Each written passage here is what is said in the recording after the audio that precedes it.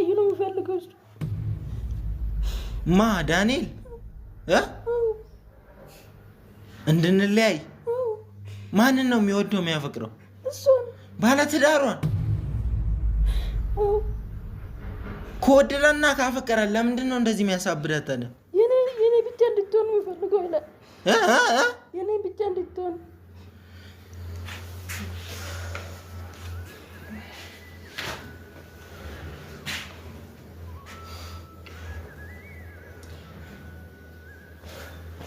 እንዴት ነው የሱ ልትሆን የምችለው? እስቲ ንገሪኝ። እንዴት ነው የሱ እሷ የኔ ሚስት ሆና ሳለች እንዴት ነው የሱ ልትሆን የምትችለው? አንተ ሚስት እኮ አይደለችም። እንዴት ሚስቴ ነሽ? ይሄ መንፈሱ እኮ ነው የሚያወራው። ሚስት አይደለችም እያላየሽው ንገሪኛ። እንዴት ነው የሱ ልትሆን የምትችልበት መንገድ እንዴት ነው? በምንድን ነው ነው? አንቺስ ለሱ የምትሰሪው ምንድን ነው? እዚህ ምን እንድታረጊ ነው የተላክሽው? እስቲ ንገሪኝ።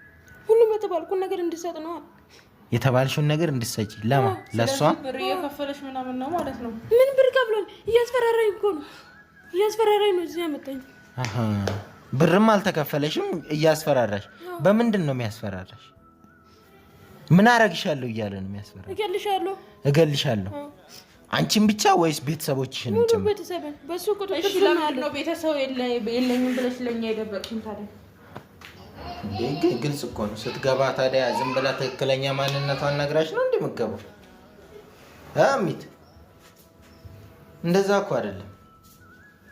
ማንነቷን ደብቃ በወፍራም ድምጽ በምናምን ብላ ነበረ። ነገሮች እግዚአብሔር ሲታደገን ቸሮ አምላኬ አመሰግናለሁ። አንተ ስትታደገን ሁሉንም ነገር ግልጽ አደረክልን።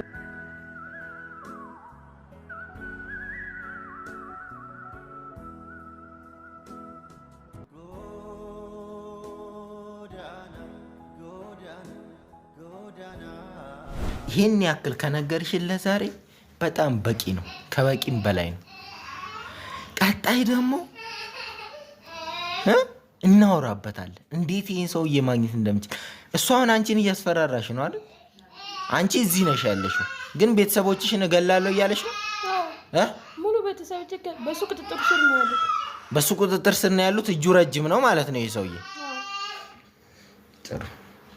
በአካል ፊቱን ታውቂዋለሽ አይደል? አንድ ቀን ብቻ ነው ያየው። አንድ ቀን ብቻ? በስልክ ብቻ ነው የምታወሩት? ያውም በቴሌግራም ሪከርድ ምናምን